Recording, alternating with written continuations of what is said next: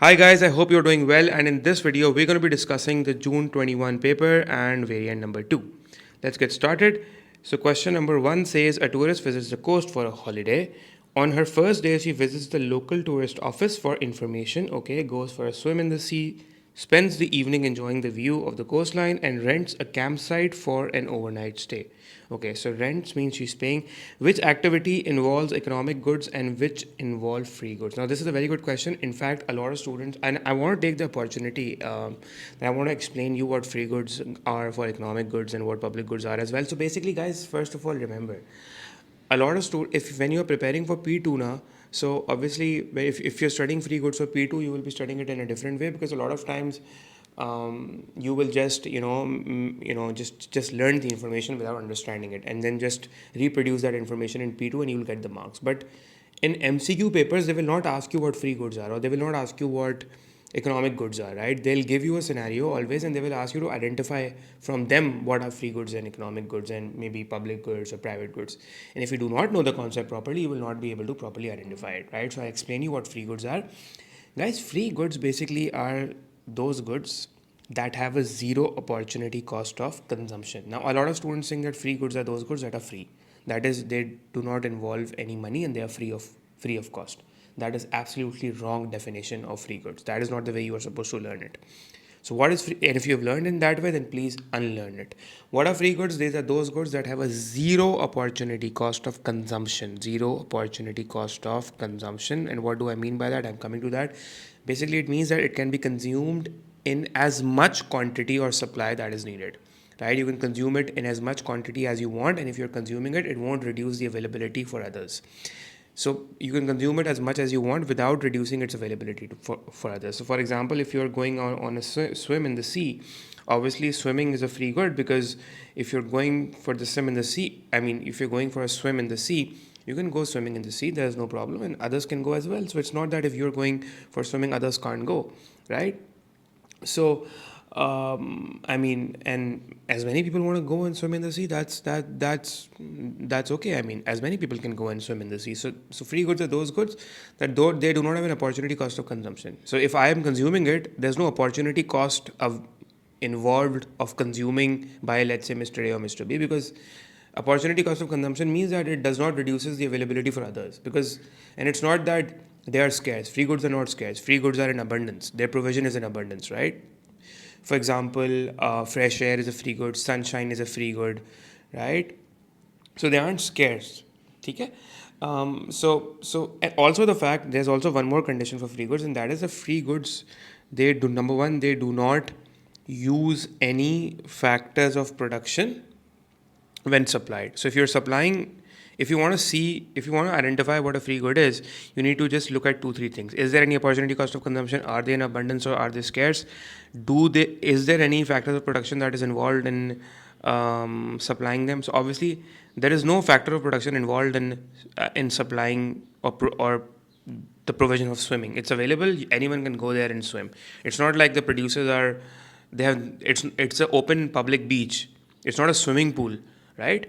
So there's no factors of production employed by the producer in making it available for people, right? It's an open public beach. You can go and swim in the sea. Everyone can go and swim in the sea.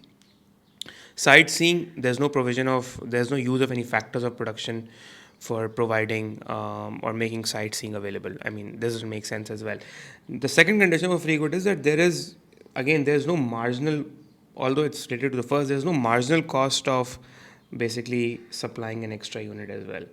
So if you're providing one extra unit of free good, let's say for example, if I go to swimming and if anyone else joins me, or if the third person joins me, there's no marginal cost involved to the producer, right?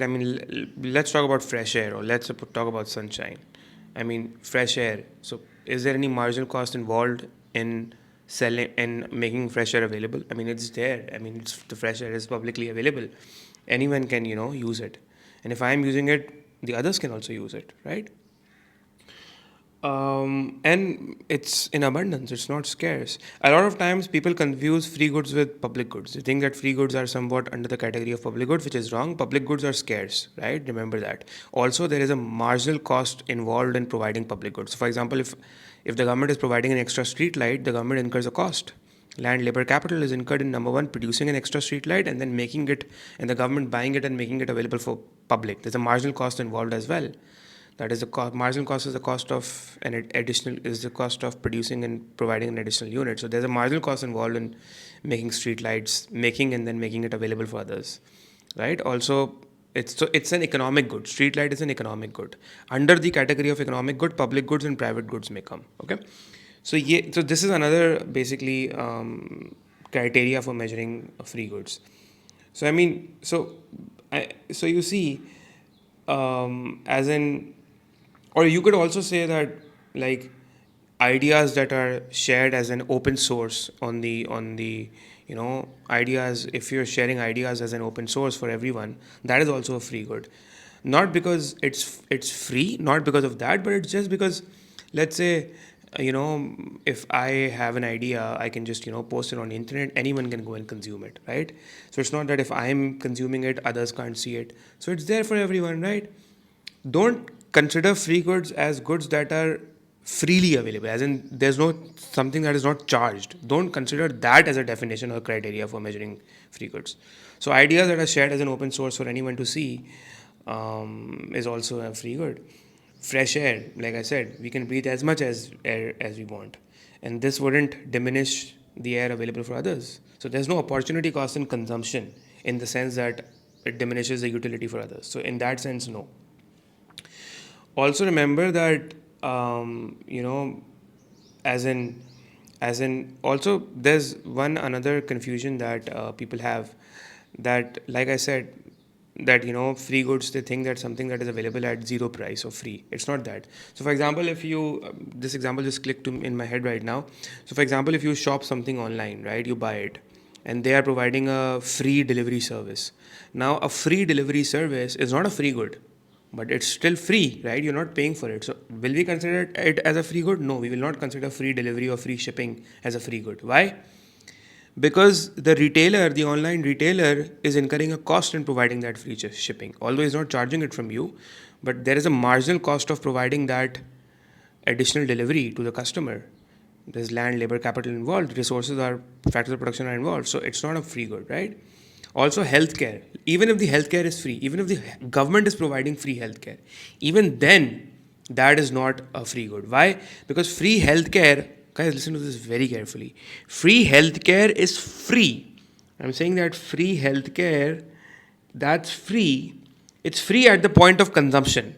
But I'm saying at the point of consumption. So at the point of consumption, it's free, right? Why is it? Why? Because there's no. But why? But why is it not a free good? It is not. It is free healthcare is still not a free good because there is an opportunity cost of providing the healthcare by the government. Factors of production are required to provide healthcare by the government. Also, the healthcare that the government is providing has to be financed from somewhere. It will be financed through the taxes paid by the public. So there is a marginal cost of providing healthcare, even though there is free. And that is the marginal cost is the factors of production that will be paid for by the government. And also you could say that the taxes that are paid by the public, right? Even that comes under the category of an additional cost or the marginal cost that will be incurred to provide free healthcare. So yeah, so in that sense, it's not a free good, right? So on the other hand, guys, economic goods. What are economic goods? Economic goods are those goods that are obviously scarce, right? And that scarcity is this fact that scarcity actually creates a value for that particular economic good. And that value is something that the people are actually willing to pay for it, right? And also the fact that there is an opportunity cost in consumption for economic goods, because if they will be traded in the market, they're actually valued in monetary form. And economic goods include both public and private goods, by the way, right? So, and why is there an opportunity cost in consumption? Because let's suppose if there is a mango farm, and let's say that I pick mangoes from there, and so now there will be less mangoes available for others, right? So that the utility for others will diminish. So there is an opportunity cost of consuming or picking mangoes from a farm. I mean, it will diminish the utility for others. Also, a firm can just pick mangoes from the farm and then, sell it. Sell it to others, right? And the firm can sell it to others, to the customers, at a price in the market. That price would be the value that would be placed on it, right? So that is why mangoes would be an economic good. But swimming on the beach is a free good. People don't have to pay for it, as there's no point in pay for it because there's no value. There's no value for it, right? Also, the fact that even and public goods. Let's talk about public goods. Public goods have a monetary value, right? For example, street lights. They have a flood defense. They have a monetary value attached to it because there is a marginal cost in providing even public goods. There's a marginal cost in even providing mangoes as well, right? Labor and capital would be required to pick mangoes and then sell it. So there's a marginal cost involved, even in providing public goods. Like I said, I think I mentioned this before as well. So that is why public goods, although public goods are free at the point of use, if you're using the public goods, if you're using street lights and flood defense, so public goods are free. At the point of use, they are free. But that doesn't make them free goods by definition, right? So even education is an economic good because there's an opportunity cost of consumption involved. Also, the fact that there's a marginal cost involved too in paying for the teachers and all, right? And plus, there is a value to society from providing the goods. Education has a value, and that society will consume education by paying for that value that they will gain, right? So, but in free goods, they're not gaining any value in terms of since consumers don't place a value for which something can be charged as far as the free goods are concerned. You can't place a value to charge. Consumers can't place a value in consuming fresh air or in consuming sunlight because it is abundant in quantity. It's not scarce in quantity, and there's no marginal cost of providing sunshine and fresh air, right?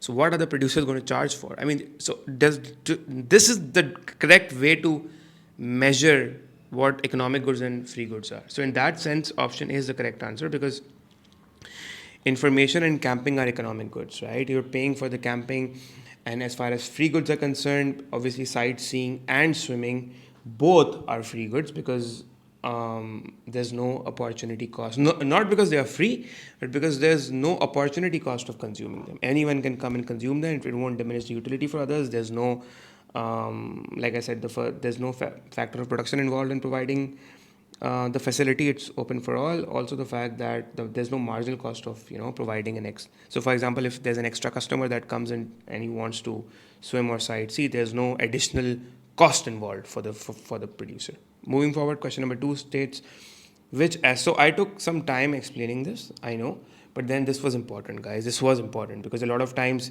you guys think you know what free goods are, you guys think you know what economic goods are, but having a deep explanation is also important at times. Although it takes a lot of time to make the video, it stretches the video a bit, but then I think you're gaining utility, and then it will help you in identifying such MCQs. It states which aspect of the planned economy might be viewed unfavorably by a consumer but favorably by a producer. A bureaucratic system of decision making, long response time to changing in absence. So answer option should be D, an emphasis on the production of capital goods. Why? Because first of all, you guys need to understand that consumer goods basically they increase consumer welfare. They satisfy consumer wants. So if you're producing more capital goods, but state is producing more capital goods, less consumer goods will be produced. So although the firms would be satisfied, and these firms would be the public firms, that is a state firm, because planned economy is owned and controlled by the state, right? So the state would be happy about it, but then consumers won't be happy about it. We know that in a planned economic system, the state does not provides goods according to what consumers want, but what it thinks is best for society's welfare. So yeah, 2 is D. Question 3 states if the rate of inflation rises from 220, which function of money is likely to? The answer should be C, store of value. We know that inflation reduces the real value of money. It distorts the function of store of value basically. Remember that. It's an easy MCQ. Like I also mentioned, I uploaded another video of October 2021 on my channel, and I told you that a few MCQs are very easy. Especially, like I said, in every paper, 10 MCQs will be very easy. They can easily be completed in the first 7 to 10 minutes. which means that in the first 7 to 10 minutes, you are given an option by Cambridge to score 10 out of 30, which means 1/3 of the paper. So you can easily nail 1/3 of the paper, right, in the first 7 to 8 minutes. Question 4 says, which statement would be classified as an economist as a positive statement? Now, again, I would take some time to explain what positive statements are, because I feel that students really don't understand what although they know the definition, but they don't really understand the definition. So knowing the definition and understanding the true essence is different. So positive statement, guys, are basically objective statements. Number one, first criteria is they are objective statements, right? Number two, these are those statements that can, by objective statements, I mean that these are those statements that can be tested. Number two, they can be amended and they can be rejected as well, right? Because when you test it, you can either amend it, you can change it and agree, oh yeah, I mean, as far as the evidence is concerned, this statement can be tested now, there's evidence against it, and we can actually amend it, or we can actually reject it, or we can accept it, right? But there has to be evidence. You can test it and find evidence again, in favor or in against it. It's a lot of students think that positive statements are those statements that are always right. No, it's not about right and wrong. It's about whether you can test it and can you find, is there evidence for it? And if there's ample, because it's objective, right? When something is objective, you have evidence. So there's an evidence to prove it right or wrong. But then it's not the fact that it's not about the right or wrong that we're concerned. We're concerned about, can it be tested and then amended and rejected or accepted? Then it's a positive statement. So positive statements deal with objective explanations and the fact that we can test it and reject it or accept it. So like I said, I mean, if you look at these statements, if you look at A, B, balancing the budget cannot be more important than reducing inflation. So for example, like I said, balancing the budget cannot be more important than reducing inflation. So obviously, it just cannot be more important. So there's an opinion here. Now the fact is, can I test this statement? I can't test this statement. It's an opinion. You can't test an opinion. It's an opinion. It's what Mr. A is saying, right? And Mr. A might be right. Mr. B might also be right. Both can be right. Both opinions can be right. It doesn't work. It's not that only one opinion has to be right all the time. So obviously, then in that sense, testing it and finding evidence in favor or against, or then rejecting or amending the statement does not make sense. It's not possible. That is why option A is incorrect. Maintaining the real income of pensioners needs to be the priority. Again, it's a normative statement, because you can't, it's an opinion, right? It's basically a subjective statement. It contains a value judgment. It's, for example, if you're saying that maintaining real incomes of pensioners needs to be the priority, so that's what Mr. A thinks, right? But I do not think like that. Mr. C does not think like that, right? And although Mr. A can be right, even Mr. C can be right. So I mean, there's no objective evidence to prove this statement right and wrong. You can't test this statement, right? The government should increase indirect taxation. The government, again, it says the government should increase indirect taxation. So obviously, a lot of times people, when they think that the word should is used, they think it's a positive statement, while it's not. It is normative, because the fact that it contains should does not mean it's positive. Why? Again, like I said, what's the criteria? Can it be tested? Can you test this? Is there evidence? The government should not increase indirect taxation. So the statement is saying the government should, the statement is saying the government should increase indirect taxation.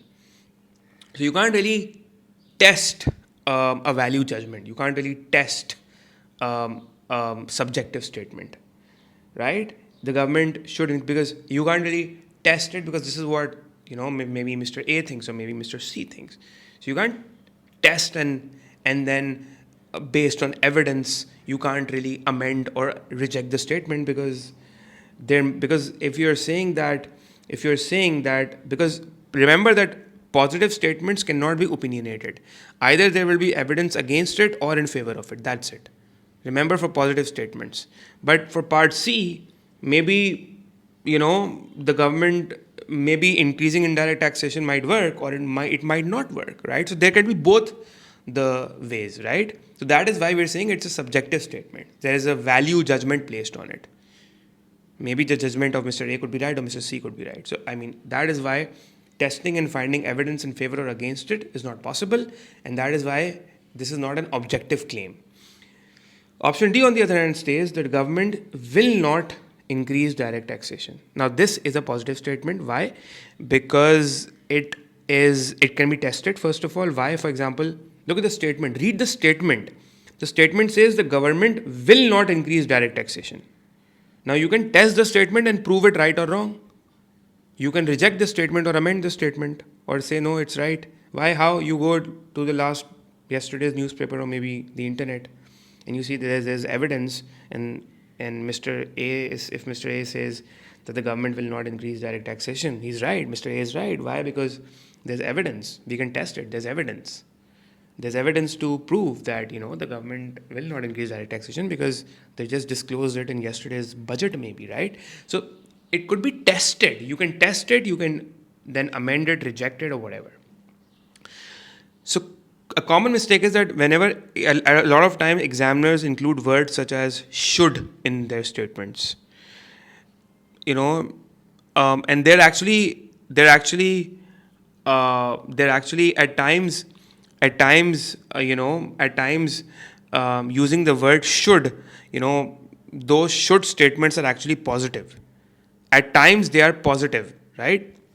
And they include the word should so that they think they are normative. Although in part C it's normative, but although in part C it's normative, but at times the word should is used so that students think it's an opinion, right? So what is the rule of thumb? The rule of thumb is that always consider whether the statement can be tested or not. If it can be tested, it is a positive statement, an objective statement. If it can be tested, right, you are then referring it to the available evidence that is available for public. Everyone can see that. Okay. Question number 5 says I hope you've understood this, by the way. If you have, then please mention in the comments. Question 5 says which statement about price elasticity of supply is correct? So it cannot change in the short run. Obviously, it can change in the short run. It increases as the time period lengthens. Yes, this should be the answer. It increases as the time period lengthens. Option C and D does not make sense. So B is the correct answer. But why is B the correct answer? Because although a lot of students I've noticed that they mark A as the correct answer as well, because they have learned that in short run supply is inelastic. Now, guys, in the short run, supply being inelastic is different, and what this statement is saying is different. It's saying it cannot change, but elasticity, PES, can change in the short run as well, right? Why? Because if you, in the short run, all your factors of production are fixed except for labor. So maybe if you increase labor, you can increase output. So we're not saying that output will not rise in the short run. Output can rise, and if you're able to increase output in the short run by maybe hiring more labor, then you are changing the elasticity, right? You're making it a bit more responsive. Although this still does not mean that the supply will become elastic. In the short run, supply will stay inelastic, but maybe by increasing labor, it could become less inelastic. But still, it will be inelastic. It will be less responsive. Because in order to make it responsive against the change in price, you can't depend or rely on only labor. You need more land and capital as well. But that can't change in the short run. That's only possible in the long run.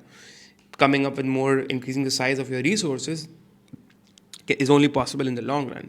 So in the short run, you can make it less inelastic, but it will still be inelastic. But then again, making it less inelastic means that you can basically increase the elasticity. So basically, if you're making it less inelastic, it means that you're increasing the elasticity. So if something is becoming less inelastic, it means that you are reducing its if you're making something less inelastic, you are basically increasing its elasticity, right? Understood? So that is why option number B is the correct answer. It increases the time period lengthens.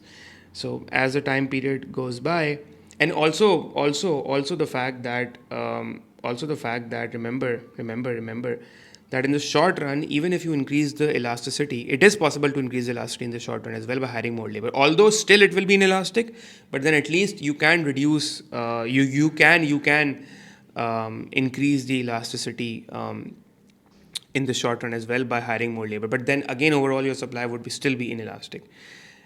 Why is option B correct? Because obviously we know that as a time period lengthens and you move from the short run to the long run, your PES becomes more elastic. So if your PES becomes more elastic, it means you're basically increasing the elasticity, right? And also the fact that if it becomes less inelastic, it also means that you're increasing the elasticity. So both mean the same thing, and then not really the same thing, but as in they differ in terms of the extent and the size. Because you're saying that here, you're saying that PES is more elastic, which means that it becomes more responsive. And here also it becomes a bit more responsive, but then not as much as it becomes over here, right? So yes, question 5. Question 6 says the PED for a firm's product is equal to 1 for all price changes. What, okay, is if something is equal to, if PED equals to 1, it means that it's unitary elastic, right? Remember that. And unitary elastic means that you basically draw a rectangular hyperbola, and a rectangular hyperbola indicates that remember that it indicates that for the entire length of the demand curve, the PED would be equal to 1 at all points on the demand curve and at all price changes on the demand curve. So for the entire length, the PED will stay the same, right? It will stay constant, equal to 1. Remember that if it's unitary elastic. Also, the second characteristic is that total revenue for the firms and total expenditure for the consumer stays the same. So the answer options for 6 should be D. The firm's revenue will always be the same, whatever the price, right? So whenever the price will change, the quantity demanded would change by the same proportion or by the same extent, leaving the total revenue for the firms and the total expenditure for the consumers unchanged. Part D says, question 7, 6 is D. Question 7 says, what leads to a downward shift of normal supply curve? The answer should be, it's 7, right? The answer should be boy. A rise in the productivity of labor force, because a rise in the productivity of labor force would basically reduce the cost of production, and it would make the supply curve shift outwards from S1 to S2. Question 8 says, a market is in equilibrium with 100 units of, okay, this is a good question. So for example, let me draw a demand and supply curve. So it says that the market is in equilibrium, right? The equilibrium output is 100, which is your original quantity demanded and your original quantity supplied, that is the quantity being traded, bought and sold. And the original market price is $10. If say that the PES is given and the PED is given, what will be the state of the market or the minimum price? Okay, so if they impose a minimum price, right, if the government imposes the price control, that is 11. So what will happen to what will the situation in the market? So for example, first we need to calculate what the new quantity supplied would be, what would be QS1, and we need to calculate the new quantity demanded. How will we do that? It's pretty simple. The formula for PED is percentage change in QD over percentage change in price, and we know that the price elasticity of demand is -1. So -1 equals to percentage change in quantity demanded. We do not know. We need to find that out. So we put X divided by the percentage change in price. Percentage change in price would be the percentage increase from 10 to 11, and the formula for that is, I hope you know that, it's new minus old over old times 100. The new price is 11 minus 10 over 10 times 100. The answer should be 10%. So the price change is 10%. You increase price by 10%. Just ignore the minus signs because they are just indicating the inverse relation. So you take 10 on the other side, and what is the value of X then, which is representing the percentage change in quantity demanded, and that should be 10%. So the price is basically, the quantity demanded is basically, in that sense, it should fall by 10%, because if price is rising, QD should fall, right? So the new quantity demanded, what will be the new quantity demanded? The original quantity demanded was 100, and now it is falling by 10%, so you can calculate that. So it should be 90, right? Which is 100 into 10% is 10. And 100 minus 10 is 90, because quantity demanded is actually falling. Understood? In the same way, you calculate quantity supplied as well. The formula for PES is given, which should be percentage change in quantity supplied over percentage change in price. And what is the PES? The PES is positive 2. Percentage change in quantity supplied should be X over percentage change in price. What is percentage change in price? That is 10%. I'm going a bit fast because there's no need to be, so slow in this, because it's simple MCQ. You guys know what changes are. It's a P1. You have already given P2. So what is your percentage change in quantity supplied? Here the quantity supplied should be in plus. Why? Because it's representing a rise in quantity supplied. Why? Because obviously there's a positive relation between price and QS. So your increase in quantity supplied should be 20%, right? Which means that price is rising by 20%. So original quantity supplied was 100, because this was not only the quantity demanded, but the quantity supplied as well, because it was traded. Traded means that whatever is bought is also sold as well. I mean, whatever is demanded is supplied as well. So basically, it's sold out. Okay, so basically, your new quantity supplied should be 100 times in, it should, the quantity supplied is rising by 20%. So it's basically rising by 20, which is your new quantity supplied is basically 120. So 120 is your new quantity supplied, right? So in that sense, you see that after imposing a minimum price, your quantity demanded falls to 90. After imposing a minimum price, your quantity supplied rises to 120. So there's an excess demand of excess supply of B minus A, that is 120 minus 90 equals to 30. So we could clearly see that there is basically an excess supply that is representing surplus. There's a surplus of 30 units, so that is why option D should be the correct answer. There is a surplus of 30 units, that is an excess supply of 30 units, right? So let's move on to the next question. Guys, question number 9 says the diagram shows the market for meat and equilibrium at point X where D1 is intersecting S1. So that is the original equilibrium, right? That is the original equilibrium. I'm writing O means original. The cost of producing meat rises, which would obviously which should reduce the supply, and the supply should fall to S2 to the left. And there's a trend for consumers to change from meat to non-animal diet, which is obviously, that is your veg diet, and which means that demand for meat will also fall, so it will shift to D2, that is to the left. So the new equilibrium will be where D2 intersects S2. So just figure it out, where is D2, figure it out where S2 is. So D2 is intersecting S2 at point A, so A should be the correct answer, right? So it's an easy question.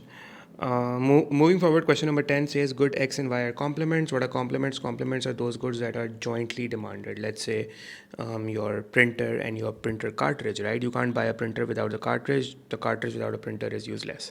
What will be the effect on the equilibrium price and quantity of good X of an increase in the supply of good Y? Okay, so let's see what will happen if the supply of good Y rises. If the supply of good Y rises, the price of good Y will go down, and obviously more quantity of good Y will be bought and sold. So people will buy more Y. Obviously, if people will buy more Y, then they will buy more X as well. So the demand for good X will go up as well. If the demand for good X goes up as well, the price of good X will go up as well, because we know that whenever the demand would rise, let's say this is the demand for X, is the supply of X, and if the demand would shift to the right, it would increase the price of good X, right? The price of good X will rise. Yeah, the price of good X will rise. So basically, and the quantity of good X traded will rise as well. So the quantity traded of good X will rise as well. So what are they asking? They're asking the equilibrium price of X, which should obviously increase. So it should be C or D. Equilibrium quantity of X, that will increase as well. So the D is the correct answer. Both will increase, right? You could see that the price is rising, and so is the equilibrium quantity of X from QX1 to QX2. So the quantity that is being traded. Equilibrium quantity here, it means the quantity that is bought and sold. So that's rising as well. So guys, now let's move on to question number 11. It states that a private company achieves a producer surplus at the market equilibrium price. What might reduce the size of the company's producer surplus? Okay, so first let's draw an equilibrium. Okay, so this is your demand, right? And let's say this is your supply. So this is the market equilibrium price and your market equilibrium quantity. So this is the equilibrium price, this is the equilibrium quantity. And if this is your supply, which is, let's say, inelastic, right? And this is your demand. So this entire region would be your producer surplus, right? Which is the area above the supply, below the price. By the way, what is producer surplus? You know what producer surplus is? Producer surplus is basically the welfare gain to the producer. The welfare benefits to the producer. These are those welfare gains to the producer, because the producer is willing to he's willing and able to make the product or supply the product at a price which is less than the market price. So the extra market price that he receives is basically his producer surplus. It's his welfare gain. So for example, if I am willing to make a product at $10, but the market price is $13, so $2, 13 minus 10, that's $3 is my producer surplus, right? Anyways, moving on. So basically now the question is asking, if this is the producer surplus, So what might reduce the size of the company producer? The private companies choose to prioritize? No. Private companies start to pay dividends. It just has nothing to do with producer.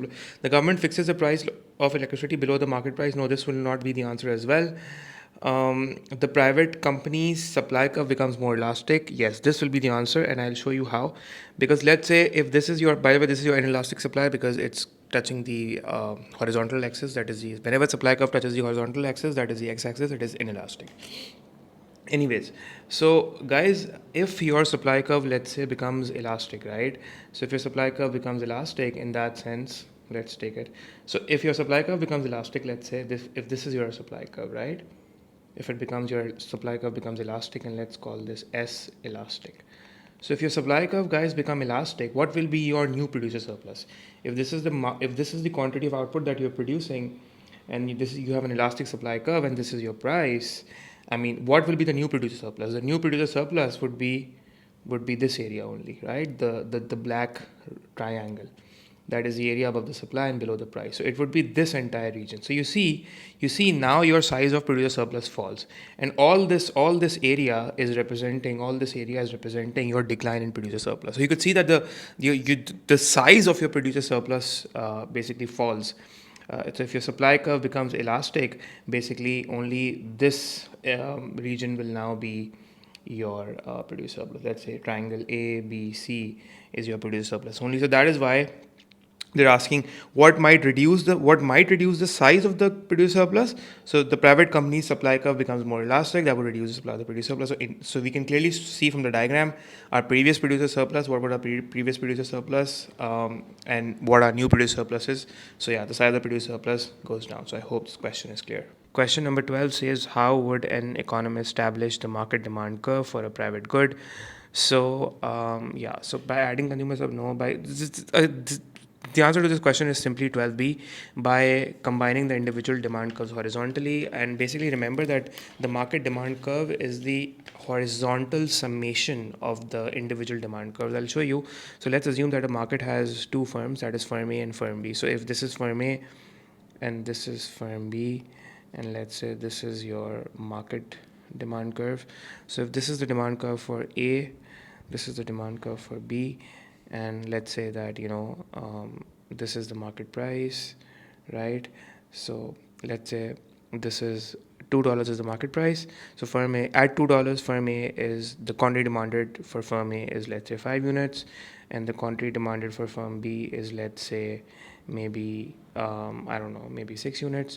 So basically in that sense, the market demand curve would be horizontally adding up the quantities, and the market demand curve would be, for the market, this would be the market demand curve where you actually horizontally add up these quantities. So basically what you're doing is that you so 0 to 5 units are being demanded at a price of $2 for firm A, and then 0 to 6 units, that is 6 units, are being demanded for firm B. So the market demand would be how much? It would be 6 plus 5, that is 11 units. So basically you've just horizontally added up, you've horizontally added up, it's simply A plus B, right? You've horizontally added up the number of units, and you get the number of units that are being demanded in the total market. Yeah, so this is how you make up the market demand curve for any private good. So I hope you understood this. So the answer should be B, right? Again. So question number 13 says, knowledge of which combination of demand elasticities would be relevant to a firm trying to increase its revenue. Okay, so if you want to increase your revenue, then should you have knowledge of PD? Yes, you should have. So should you have knowledge of XCD? Yes, XCD you should have knowledge of YD. Yes. So basically A is the correct answer. Now this is again a very simple MCQ.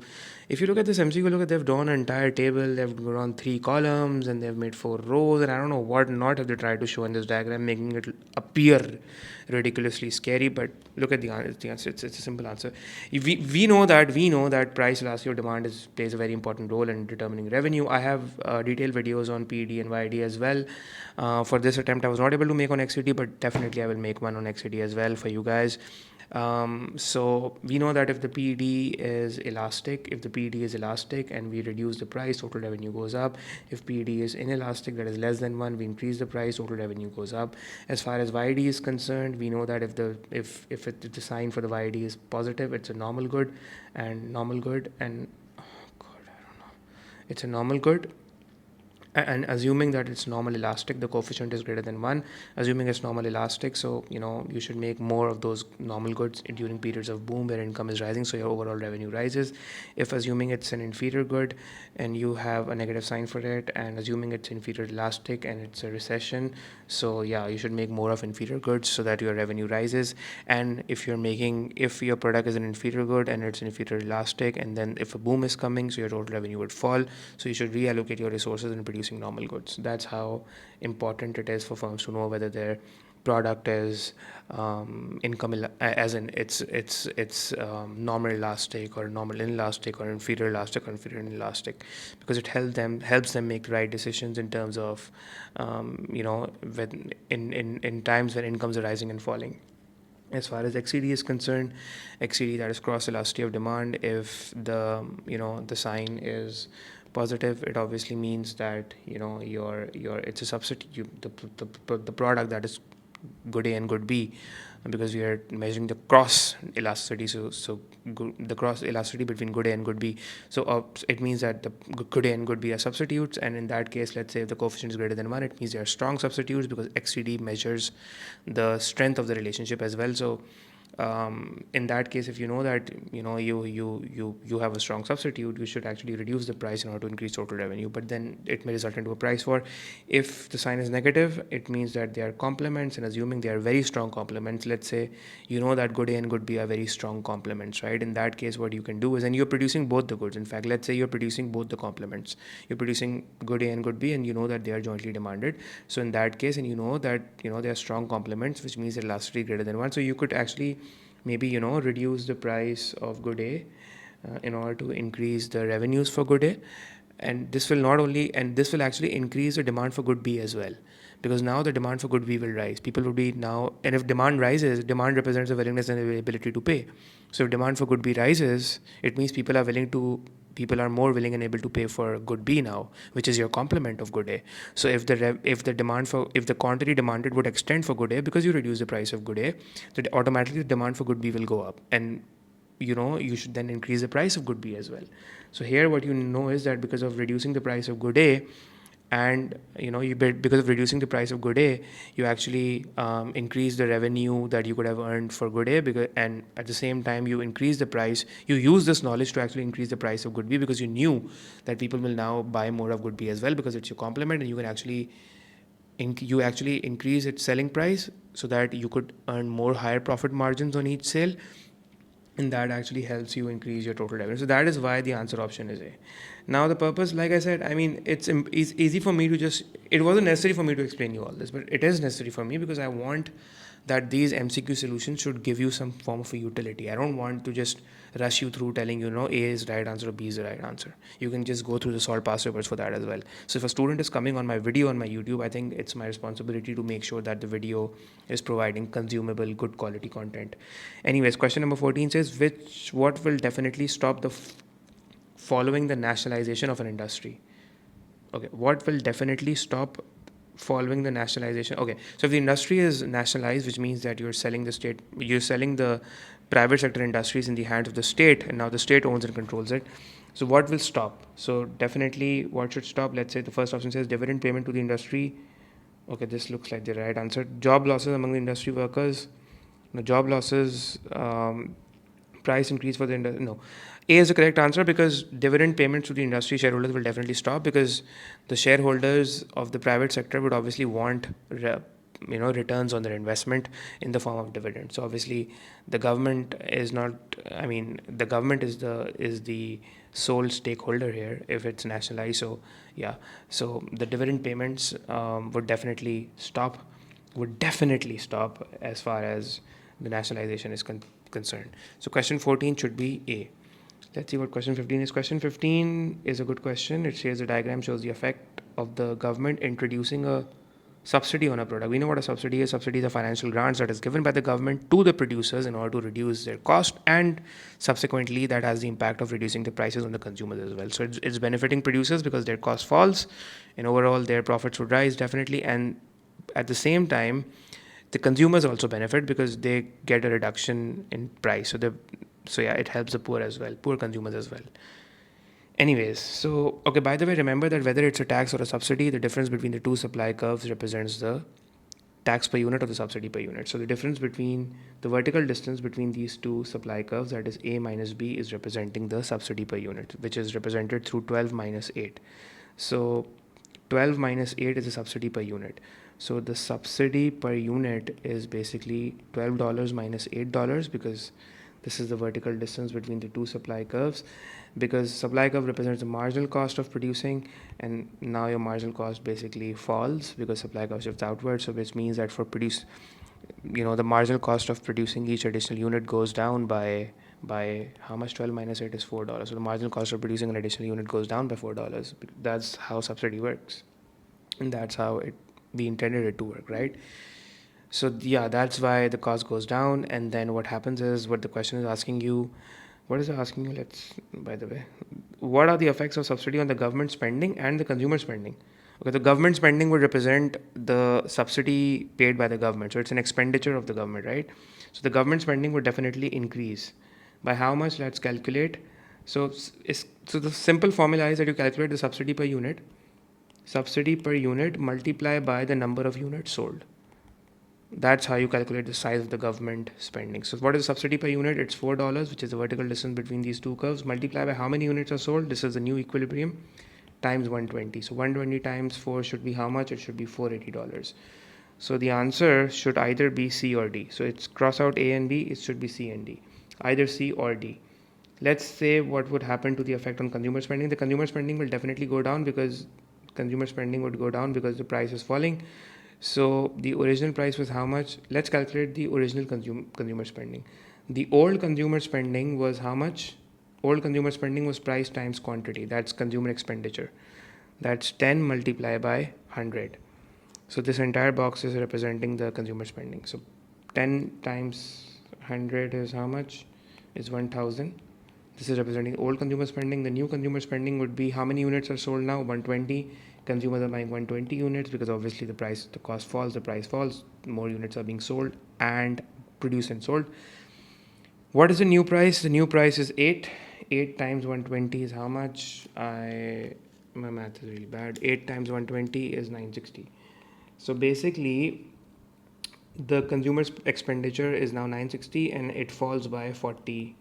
The expenditure decreases by $40. So C should be the answer. The consumer spending decreases by $40 million, and government spending rises by $480 million. So 15 should be C, in my opinion. Anyways, question number 16 says, in the diagram, S1 and D1 are the initial demand and supply curves. Whenever, tell you something.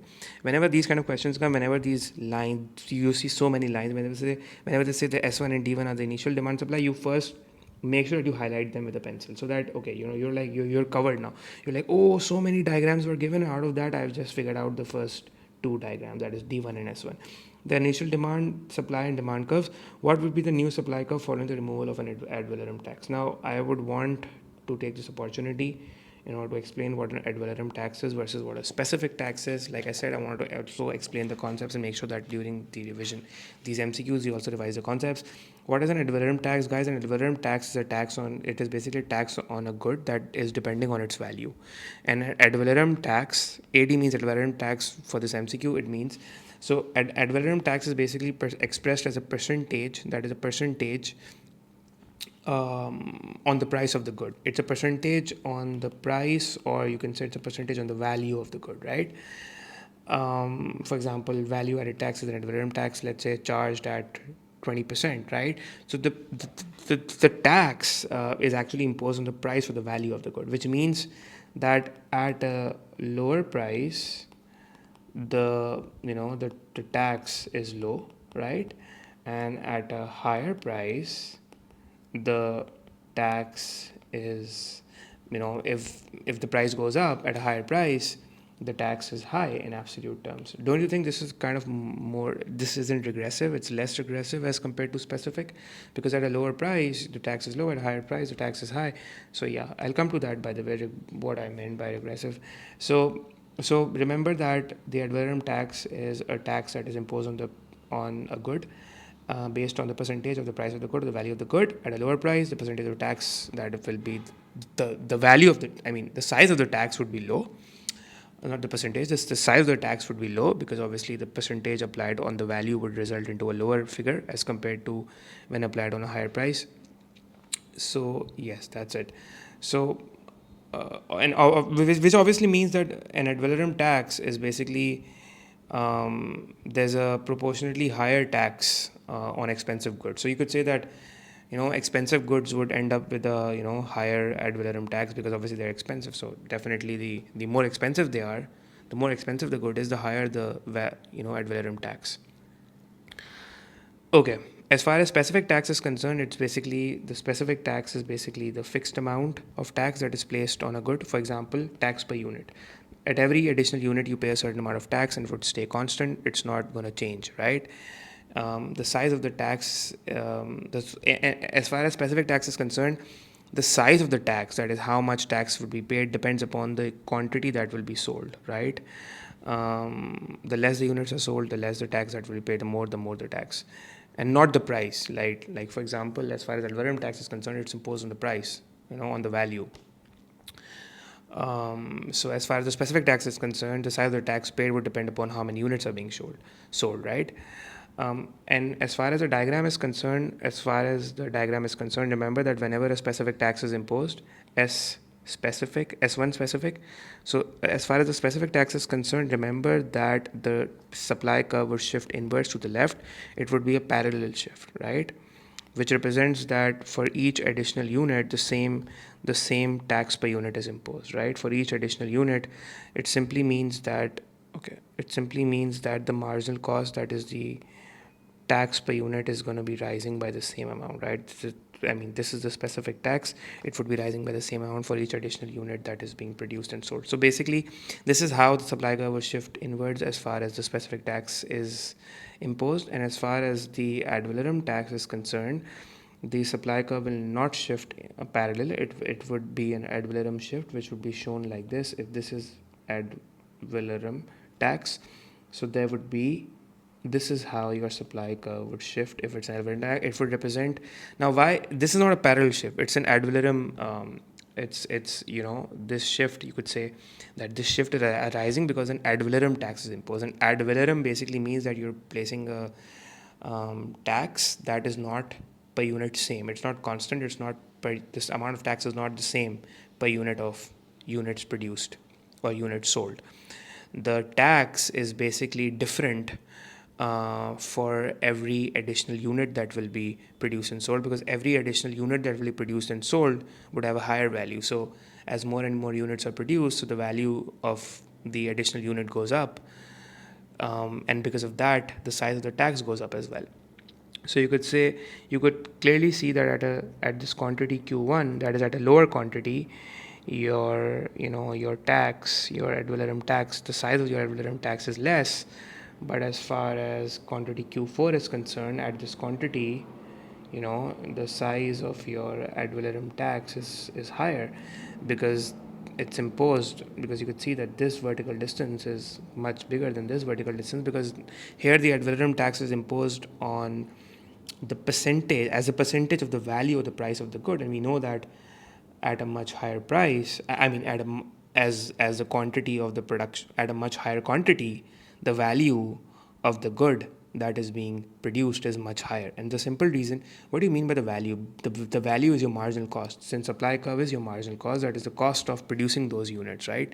Which is embedded, as in the value is embedded in the cost to produce that unit. So if I'm producing higher units, it would definitely have a higher value in terms of definitely the higher costs that are involved to produce it.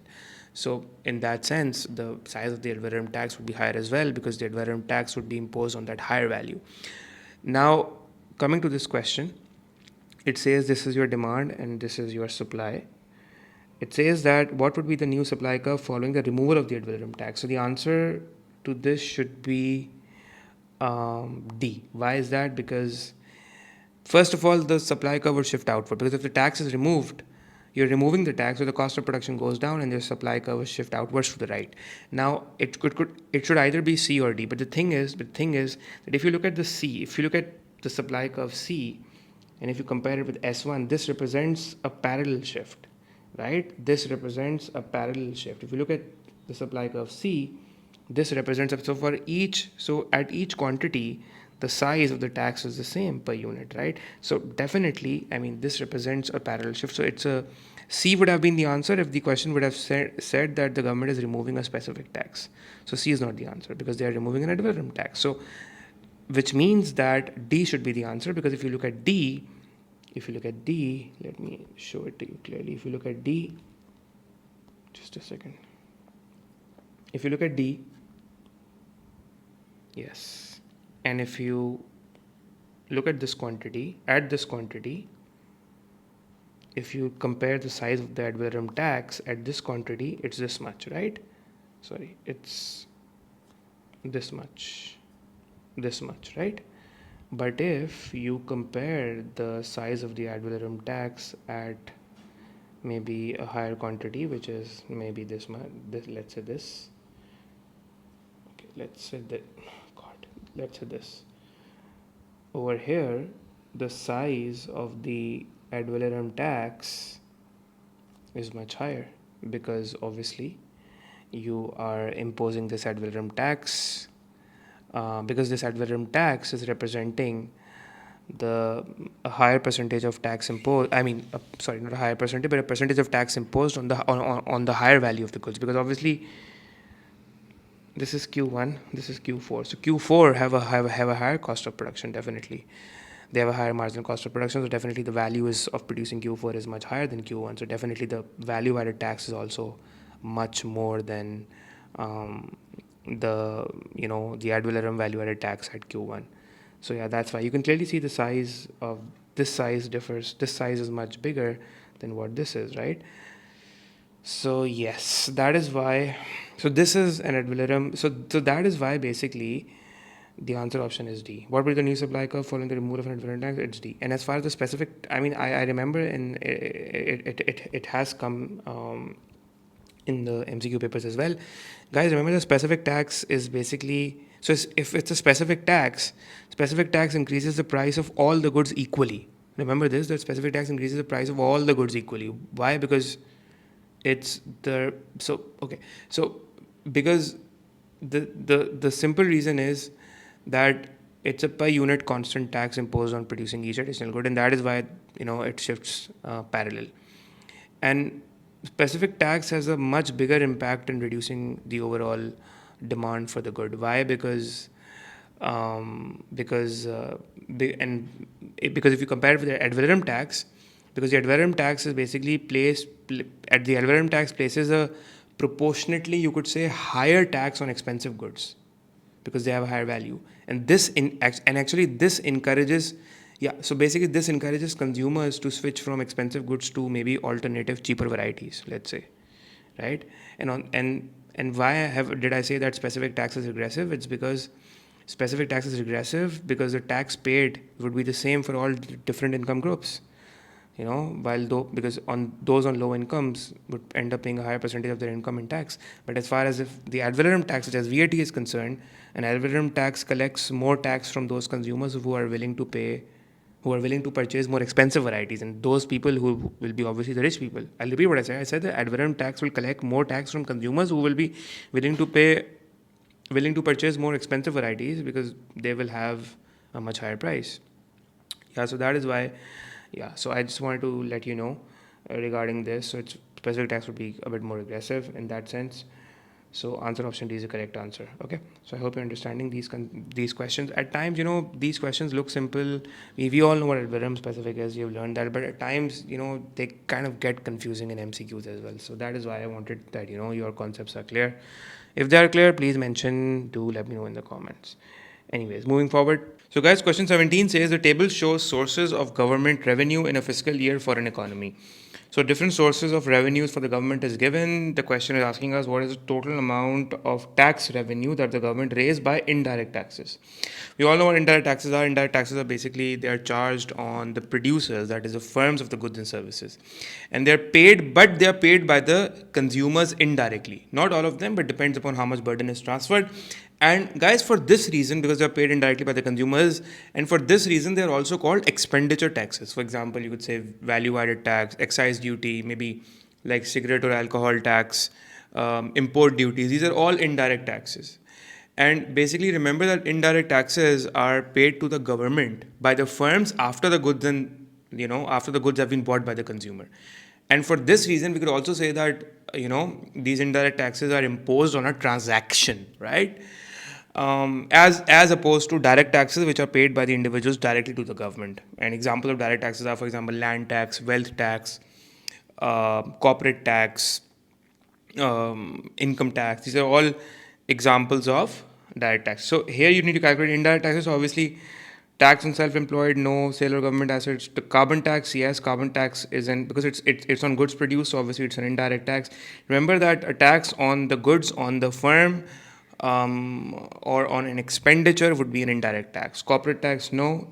Capital gains tax, no, it's a direct tax. Goods and services tax, yes, it's an indirect tax. Air passenger tax, it's an indirect. Obviously, air passenger tax would be paid by the, because it would be paid by the air passengers when when they are traveling. So that is why, like I said, for this reason, we're also calling it expenditure taxes and direct taxes, right? Okay, so you add these up. You add basically you what you need to do is you need to add up 1000 plus 100 plus 100. So the answer should be A, that is 1200. Moving forward, question 18 says education from 14 to 16 years of age in most developed economies is provided at zero prices. Okay, education is a merit good. Why should the government do this? I mean, why are they basically providing it free of cost? Because obviously they want the production and the consumption of the this merit goods to be at the socially optimum level. So option A says in a free market, consumers have imperfect information, so they do not fully realize the full personal benefit. So this kind of makes sense. Part B, C, and D, no, they don't make sense at all, because it says in a free market, education is not considered to be private. It is a private good, by the way. In a free market, consumers will be unwilling to pay for education. No, it's not like that. In a free market, education is non-rival and non-excludable in consumption. So zero output would be produced. No, obviously no. So in a free market, consumers have imperfect information, so they do not fully realize that, because we know that, and that is why the market failure arises, because of information failure. It's a case of representing information failure. So information failure is when consumers and firms have basically imperfect information. They do not have the perfect information for providing goods and services, and for consumers consuming goods and services up to the socially optimum level. That is why merit goods are underproduced and underconsumed and underprovided in a less than the socially optimum level than they should be. And that is why consumers, they do not only realize the personal benefits of education for themselves, they do not fully realize it. That is, they do not realize it to the extent that they should acquire education, because not only it will benefit them, but it also has an external benefit. So external benefits, so as far as the external benefit is concerned of education, consumers do not consider the external benefit at all. And they also do not fully understand the private benefit as well. And that is all because of information failure. That is why they are underprovided, less than the socially optimum level. So A should be the answer. Question 19 says, what will cause the movement along the supply curve? So supply curve, obviously, the movement along the supply curve would arise because of a rise in the price of the product, right? It's aggregate supply, so rise in the price level, right? So option A says a rise in the demand for exports. Yes, this could be the answer. This should be the answer, in fact, because when demand for exports will go up, your aggregate demand will shift to the right, because when exports is a component of AD, so if exports will rise, AD will rise, and subsequently prices will go up, because if AD is rising, it means it's putting pressure on your existing factors of production, and firms will basically respond to by producing more output, and that will just result into a rise in factor prices, because when firms utilize the existing labor or the factors of production to produce more output because of a rise in AD, it puts pressure on the existing factors of production. And because it puts pressure on the existing factors of production, that drives up their factor prices. And that actually feeds through the economy in the form of demand pull inflation. So basically what's happening is we could see that there is a upward movement on the aggregate supply curve, and that's because of a rise in the price level. Because prices, ये तो आपको obviously this is the final equilibrium shown, but because obviously prices are slowly and gradually they are rising, so we don't show this on the graph. We just show the final equilibrium, where the final equilibrium settles. But yeah, there's a mechanism that firms are actually increasing output, because obviously they have to increase output because your demand is AD is rising, so they need to respond by increasing output in the economy by utilizing existing resources. So that's also driving up the price level as well. Anyways, so 19A is the correct answer. As far as 20 is concerned, a government devalues its fixed exchange rate. So remember that devaluation is different from depreciation, although the effect is the same. Depreciation occurs in a floating exchange rate system. Devaluation occurs in a fixed exchange rate system when the government purposely, it artificially reduces the value of the exchange rate. So if the government devalues the exchange rate, it brings the value of the external value of the currency down. What would happen is that the price of exports would go down, and as a result, what would happen is your quantity of exports would go up, and your price of imports will go up. The imports will become expensive, and your quantity of imports should go down, assuming that they are elastic. So if exports are going up and imports are going down, your basically let's see what the answer option is. I haven't read the options yet. To improve, no. To increase the level of aggregate demand, yes, this could be the answer. To reduce current, no, this will not. To reduce demand for inflation will in fact increase. So no. So the answer should be 20. Should be B for boy. It will increase the level of the aggregate demand, because yes, when exports will go up, export revenues would rise, and import expenditure would fall. So net exports will rise basically, which is a component of AD. Question number 20 was easy. 21 says, as part of its trade policy, a government subsidizes the cost of the machinery used to manufacture goods for export. How will this affect the BOP? So BOP is just a record that records all the international transactions. It has three accounts: current, capital, and financial. Out of the three accounts, the current and the financial account are the most significant, and they have the most transactions. So overall, the position of the current account is actually dependent upon the movements in the current and the financial account. Okay, so if you're subsidizing the cost of machinery, so which means that, and that machinery is used to manufacture the goods for exports. So if you're subsidizing the machinery, which means that the the cost of production for exports will become competitive now, because obviously that your raw material or the cost of machine that is used to produce the exports, that cost is going down. So obviously that will be reflected in the lower price of exports as well. So exports will get competitive, which means that exports will rise, export revenues will rise, which will reduce the deficit on the current account. Why? Because obviously goods for export is recorded in the current account under balance of trade. The more goods and services you export, your balance of trade on goods and your balance of trade in services, both are basically recorded in your current account. So it will decrease the deficit on the current account. So 21 should be boy. 22 says, what is correct about the causes of inflation? Inflation is a rise in your general price level when the price in the economy or an average basket of goods is rising. Question number 2, cost push inflation can be caused by rising exchange rate. So a rising exchange rate, okay, so this won't be the answer.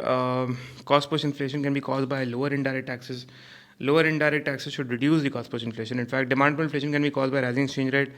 A rising exchange rate would actually reduce demand for inflation, since it would increase your imports, because it would make imports cheaper. Sorry, demand inflation can be caused by lower direct taxes. So this is the only option that is left. So this should be the answer. But if I were to explain it to you, why is this the answer? Yes, demand for inflation will be caused by lower direct taxes, because lower direct taxes will, such as income tax or corporate tax, would increase consumption expenditure, and a lower corporate tax would increase investment expenditure. Both are components of AD, so AD will rise. So that is why demand for inflation can be caused by lower direct taxes. Question 23 says, the figure shown of New Zealand's balance of payment for 2017 according to data published by, okay, capital account is given, current account is given, financial account, goods balance, service. What was the value of the balancing item? So this is an easy question. First of all, guys, we have already discussed in the previous paper, November 2021 paper, I explained to you that the deficit or a surplus on the current account, if the current account is in a deficit or a surplus, it should be offset by the balance on the financial and capital account. Like I said, capital account has the most least transactions, so it's primarily the financial account on which we are dependent on the overall balancing of the BOP, and that is why we say that the balance of payment, BOP, stand for balance of payments. So balance of payment means that your payments, whatever payments you have made, they should be balanced, which means your outflows should be balanced by subsequent inflows in your other accounts. So all your outflows in your current account should be balanced by subsequent inflows in your other accounts as well. So for example, if your current account is in a deficit of 7,000, your capital and financial account should be in a surplus so that the overall BOP should be balanced. Remember that in the end, the value of the balance of payment should be zero. There shouldn't be anything, so it should be netted off, right? So there should be zero balance on the BOP. So if your current account is in a deficit and that your capital account is 7,000 surplus plus 7,600 financial account, so if you add them up, your BOP is still in a disequilibrium. It's not balancing. The BOP has basically how much is extra, and how much your overall BOP is in a surplus of 1,900.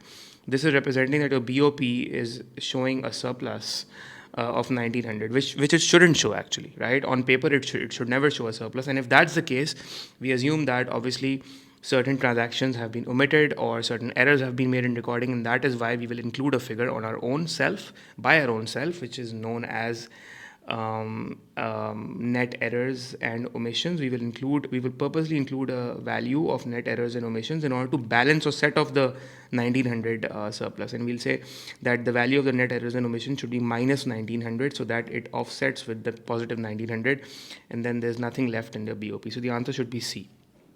23, the answer 23 is C. Yes, moving forward. Question 24, two statements are basically shown. A country can produce a good at a lower opportunity cost. So remember, the guys, the MCQs that are towards the end, the last 5-6 MCQs are on international trade, policies, BOP, exchange rate. These last 7 MCQs. Two statements are shown. A country can produce a good at a lower opportunity cost. Obviously, if you're able to produce something at a lower opportunity cost, it means that you have a comparative advantage in it. So a comparative advantage is when you can produce something at a lower opportunity cost than the other.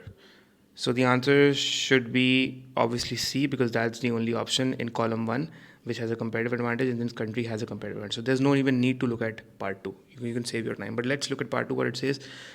A country can produce a greater quantity of goods for the same quantity of inputs than the other country. So we know that this is representing an absolute advantage, because if a country can produce a greater output by using the same quantity as the other country, it means it has an absolute advantage. An absolute advantage is when you can produce something at a lower average cost, which is only possible when you use the same inputs, same quantity of inputs, and you can produce more output. It's representing the productive efficiency of your factors of production, and that is why your average cost is going down, and that is why you have an absolute advantage.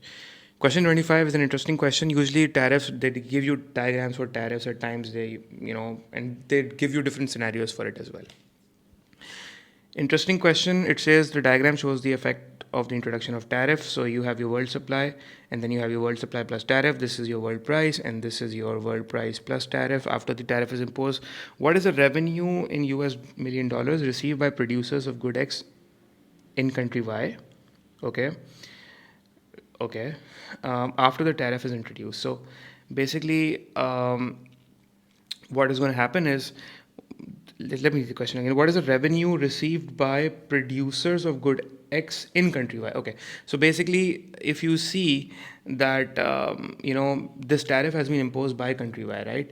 So for example, they're asking that received by producers of good X in country Y, which means they're talking about domestic producers, basically.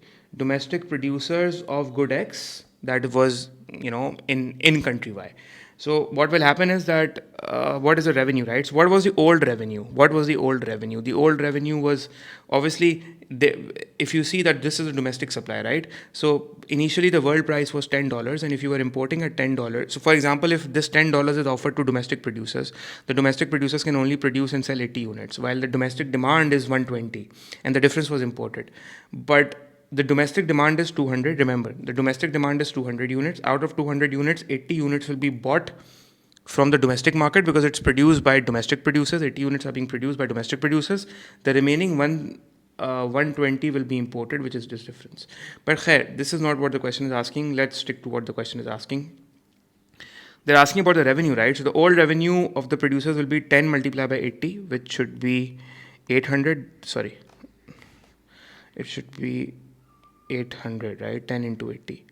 It should be, the old revenue is basically 800, right? 10 times 80. And now after the imposition of the tariff, the price jumps from 10 to $20. So there was a $10 tariff, basically, the vertical distance. I mean, difference between 10, 20 and 10.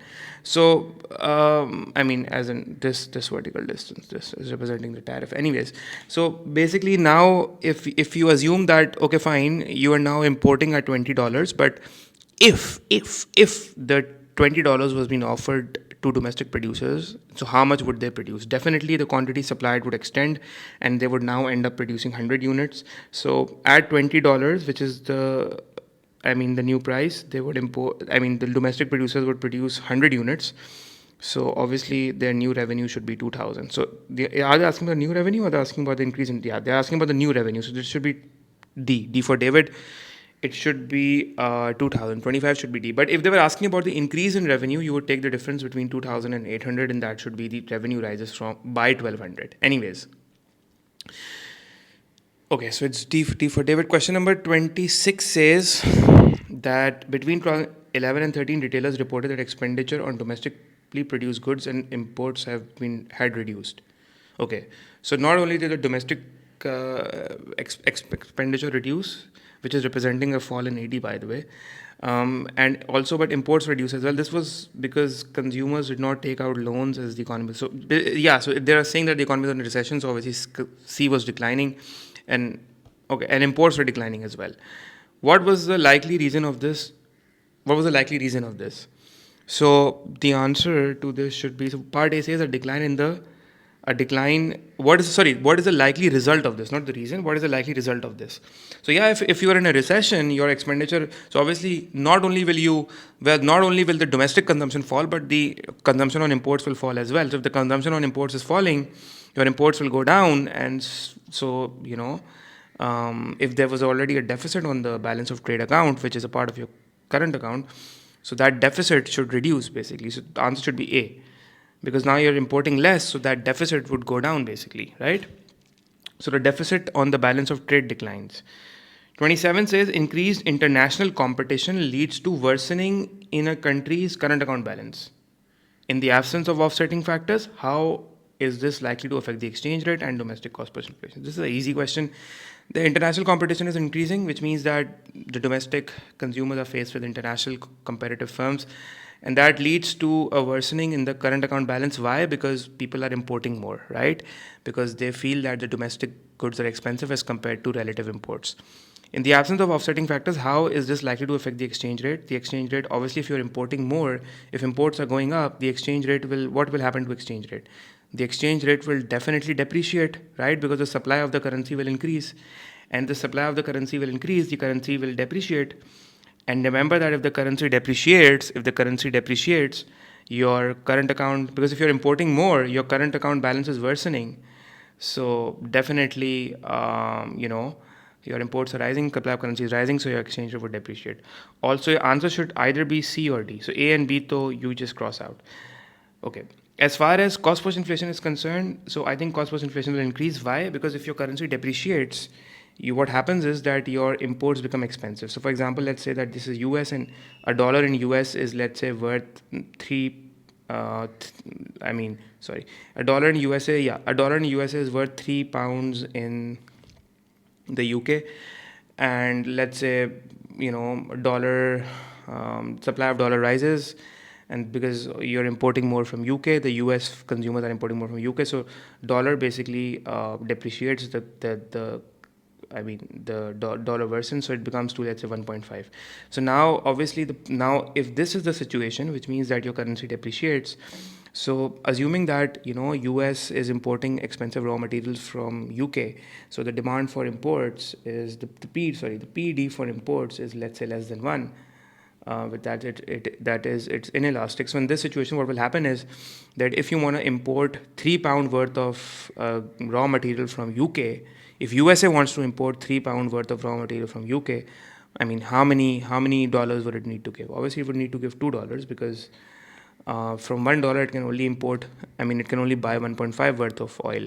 But now to buy $3 worth of oil, it needs to pay $2. So obviously, if your imports are inelastic, you will obviously be not reducing the quantity of imports. So in that sense, what will happen is that your import expenditure will increase. Your import expenditure will actually go up, which means that your imports will now get, because your imports are getting expensive, and if they're getting expensive, they should reduce. But if they're inelastic, the expenditure on imports will not reduce to a very large extent. In fact, your expenditure on imports will increase even though your imports have become expensive, but since your quantity of imports will not reduce that much, or it will reduce insignificantly, so the overall effect on your import expenditure is that the overall effect on import expenditure is that the import expenditure will increase. So because import expenditure is price of imports multiplied by quantity of imports.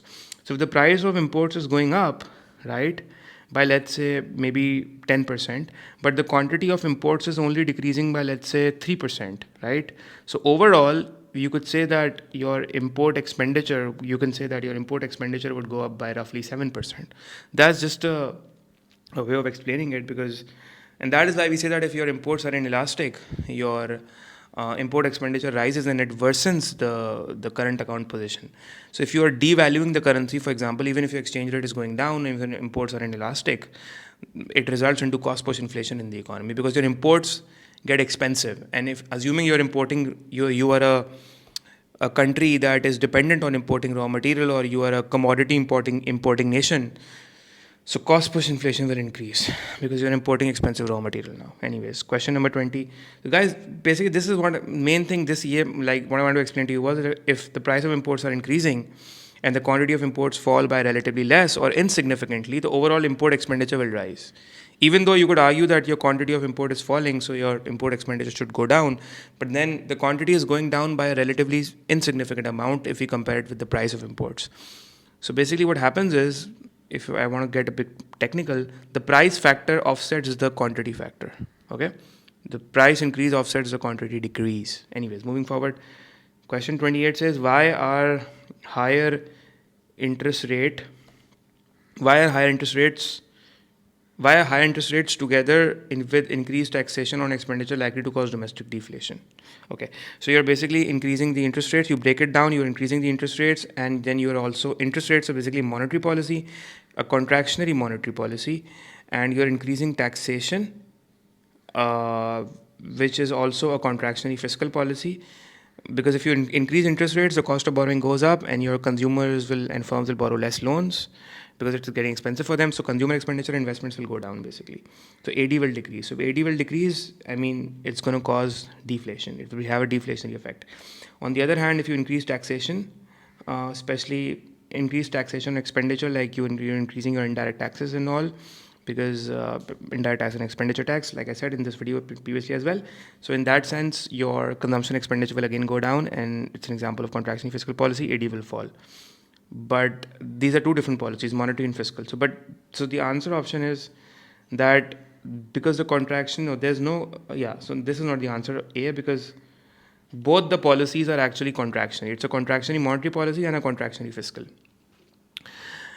The answer should be B, because the monetary and fiscal policy reinforce each other. What do you mean by this is that both policies, that is the monetary policy here and the fiscal policy here, both are actually, they are not contradicting each other, or they are not offsetting each other's effects. They are actually reinforcing each other.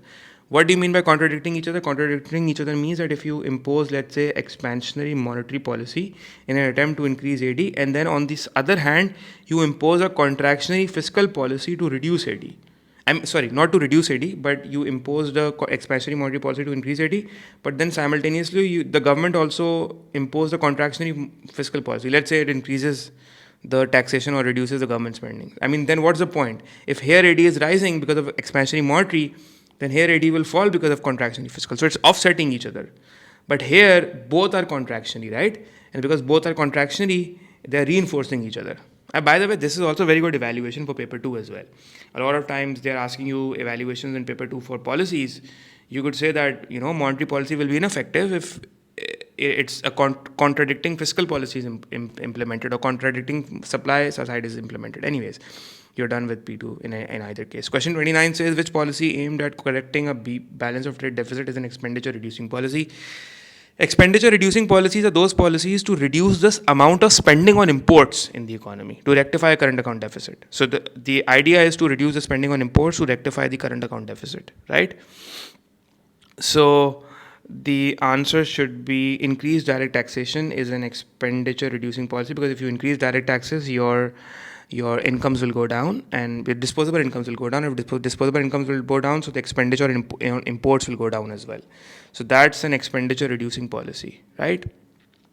Depreciation of the currency, no, because this is an expenditure switching policy. Because if the currency depreciates, what happens is that it makes imports expensive, and if it makes import expensive, then people still have demand for those goods, right? So then they start buying domestic goods.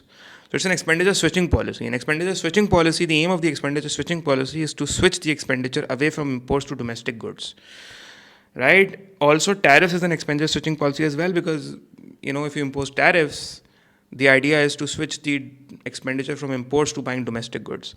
So B is the correct answer. Why? Because if you increase direct taxes, the idea is to reduce expenditure, and the expenditure on imports will go down, right? And it's not that you will end up buying domestic goods, because you're actually reducing their incomes, right? So even if you increase direct taxes, the expenditure on domestic goods will also go down, and so will the expenditure on imported goods, because you're reducing their disposable incomes, right? You're reducing their disposable income. Anyways, question 30, which is the last question. Okay, guys, question 30 says, which policy will not cause a reduction in the rate of inflation? Will not cause a reduction in the rate of. So basically, we want to reduce the inflation, right? So maybe we need to reduce the AD or maybe increase the AS. So increasing income tax, so no, this wouldn't be the answer. Reducing government spending, no. Reducing interest rates, yes, this should be the answer. Because if you reduce interest rates, your cost of borrowing goes down and your consumption expenditure would rise, so would investments rise, because both consumers and firms would borrow more, so AD will rise. So AD will rise, your inflation would go up instead of going down. And we want a reduction in the inflation. The question is asking what will not cause that reduction. So yeah, if you reduce the interest rates, it will not cause that reduction to actually happen. So question 30 is C. So that's it, guys. We're done with this paper. I hope you enjoyed it, and I'll see you all around in another video with another MCQ paper. Until then, take care.